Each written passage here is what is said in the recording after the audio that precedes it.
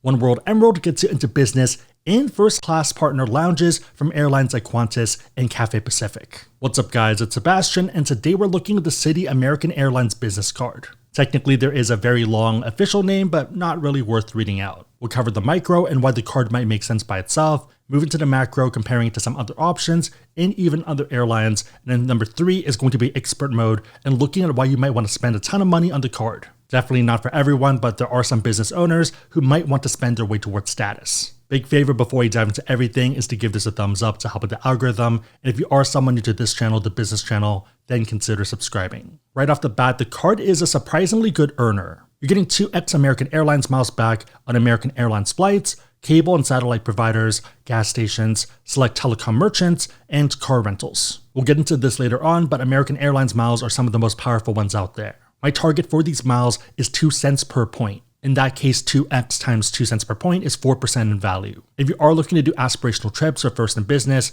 might be closer to 10 cents per point, economy, maybe closer to 1.5 cents per point. One great thing is that American Airlines also updated its program in 2023 to simplify pretty much everything. We'll dive more into this, but one key point is that for every mile that you earn, you also earn 1 loyalty point towards status. Okay, sounds pretty good. What's the disadvantage? The card does have a $99 annual fee. In the first year, sometimes they do waive it, so there is some play there, but long term, you do need to see if it makes sense for you. For most people, the calculus is whether you spend enough money and you care about those miles, or whether you care about American Airlines perks. An example of one is going to be first checked bag for free. Normally, if you're flying basic economy or main cabin within most of US and North America, then you're paying $30 per way. That means round trip for yourself, it's already $60. If you have status, then these are waived, but there's a lot of people who fly enough that they would benefit from a card like this, but don't fly enough to have status. Also, if you do travel with friends, family, or coworkers, you might be able to save them some change as well. The reason being that the perk covers you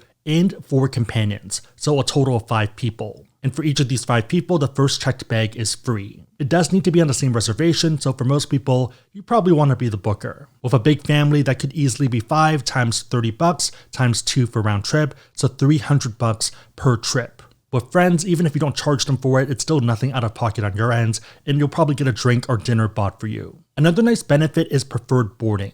If you have carry-on luggage, then this is generally a good thing because it means that they actually have space for you. The alternative being gate checking your stuff or just not having a good time. For whatever reason, Mandy and I either are very early or very late. When we're late, this isn't helpful, but when we're early, and especially if it's an early morning flight where I probably did an all-nighter, then it's an easy way to kind of just put on my headphones and take a nap.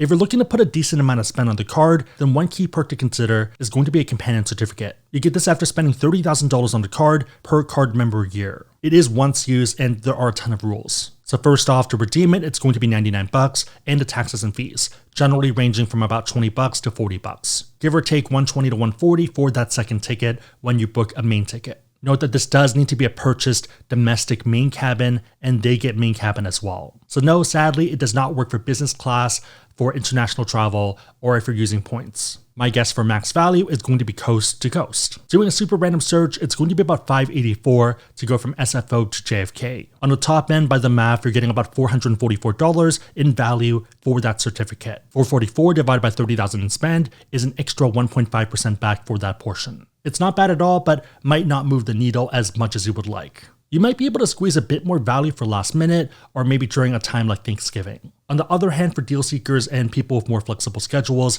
you might not be getting as much value as you would like. Make sure that you're not overvaluing this. There are some other perks such as 25% off in-flight food and drink, 25% off Wi-Fi, no foreign transaction fees, and employee cards for free, but those feel like table stakes. Main takeaway, if you can use the first checked bag for free, perk for yourself at least 2 times, and if you have a family, maybe even 1 time, then you're probably going to get value and the card makes sense. Otherwise, the main draw is going to be the intro bonus, and there is a case for people spending towards status. Before we dive into that though, if you do want to learn about cards, whether these ones or pretty much any other cards out there, and you want to support the channel, we do have links on the website, asksebby.com/business, and also down below in the description box. Make sure they're competitive, that they help you, the card makes sense, but otherwise, huge way to support the channel. Thank you guys in advance. For the macro, let's look at some other American Airlines options among both business and personal cards. And towards the end of that, we'll look at the landscape for flyers as a whole and why American Airlines might be your pick. The most obvious alternative is going to be the Barclays American Airlines business card. For our purpose, pretty much the same card,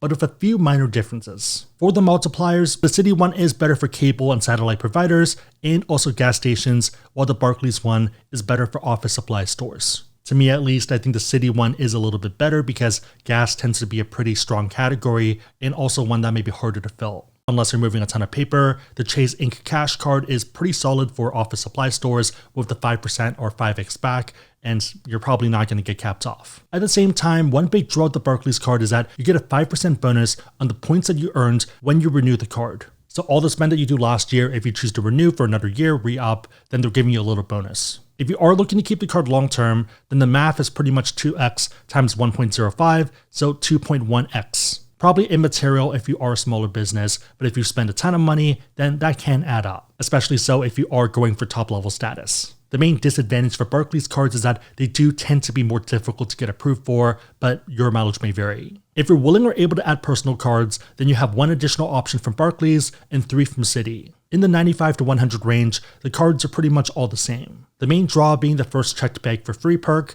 just with different multipliers. Unsurprisingly, business cards are more conducive to business spend. Citi also does have an executive option, but that's more so for people that want Admirals Club access. One thing to be careful with is that annual fees for personal cards are not tax deductible, so there might not be as much play here. There are exceptions, but for most people watching this, probably not the case. Okay, what about other airline cards such as United or Delta? I'd say everything in the 95 to 100 range is pretty much the same. Main draws are generally the first checked bag perk and also early boarding, but I'd argue that American Airline miles are worth a lot more. In today's world, with Delta, United, and American Airlines being the big three, my pick would be American Airlines. As much as people might hate them for other reasons, they have a very strong currency. In contrast, Delta is more so for economy travel and people that want very fixed value and knowing exactly what they're getting. United's program just got punched down by about 30% across the board this weekend, so I'd say that it's right in the middle. Even if you open this up to other airlines, American Airline miles are still up there. So Southwest is mostly fixed value,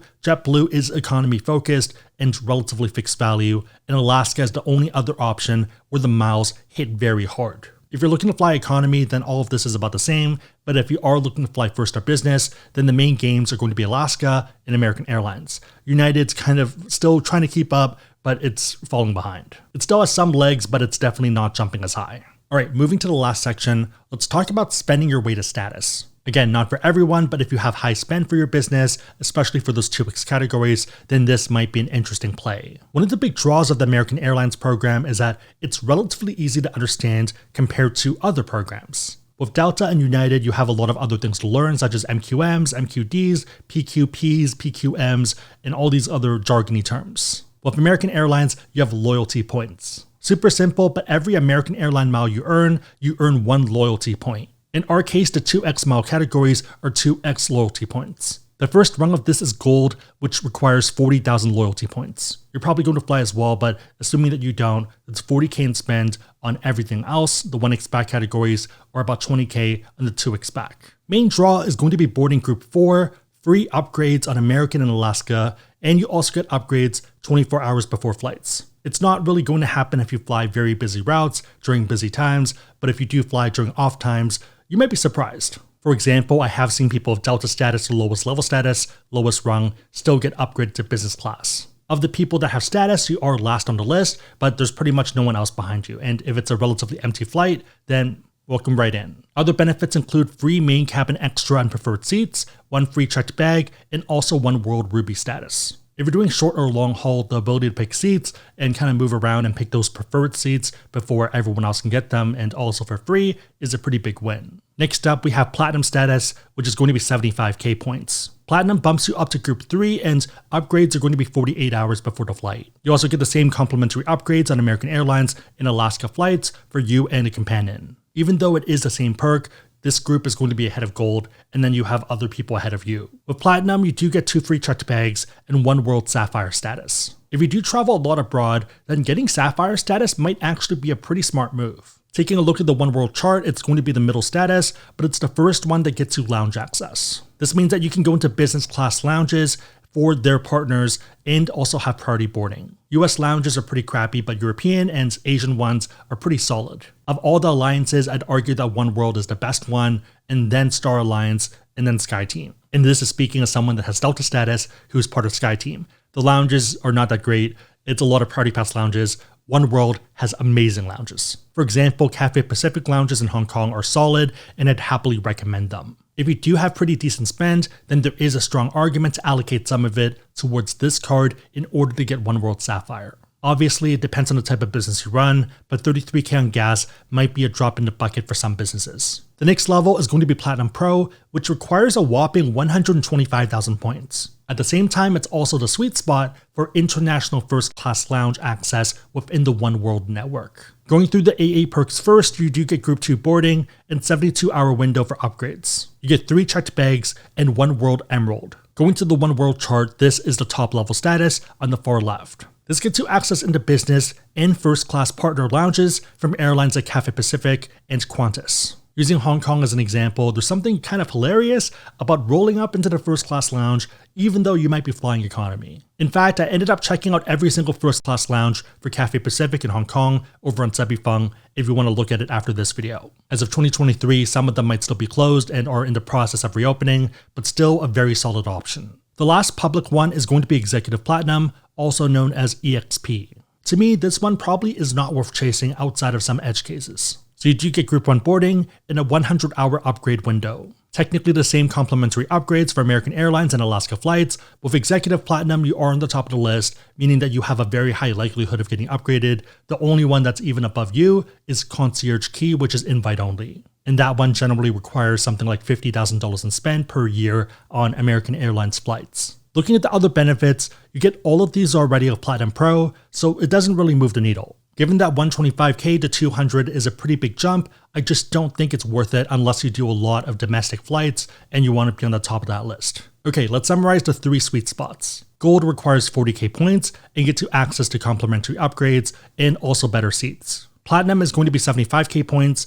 and the main draw to me is One World Sapphire. Platinum Pro is 125K, and you get One World Emerald. Okay, but what about other airline programs? Most are similar in that you can earn status by spending your way to status, but it's just substantially more complicated, and some of them have caps. For example, if United, for each of their cards, there's different rules on how many points you can earn towards status, and it's just very confusing. For Delta, in order to get their top level status, you're going to need to get 2 of their cards, and they're very expensive annual fee cards. You're paying over $1,000. I'll probably cover this again in the future, but if you are a business owner and trying to spend your way to status, I think American Airlines is the way to go, given the value of the points, the access and partnerships that they have within One World for lounge access, and also the ease. Main takeaway, this is a solid card if you do at least 2 flights with American Airlines in order to benefit from the first checked bag perk and you check your bags in, or you do a ton of spend. Again, if you want to learn about cards, we have links on the website, asksebby.com/business, and down below in the description box. If you did make it to this point in the video, then leave a gem emoji, that's the closest thing they have to Emerald,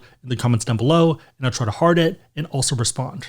My question for you is, what are your thoughts on the card, and is it one that you would consider? Also thoughts on American status and how that ties into One World. Let me know and everyone else know in the comments down below. Big favorite, thumbs up, consider subscribing, but otherwise hope you guys liked it. See you guys next time.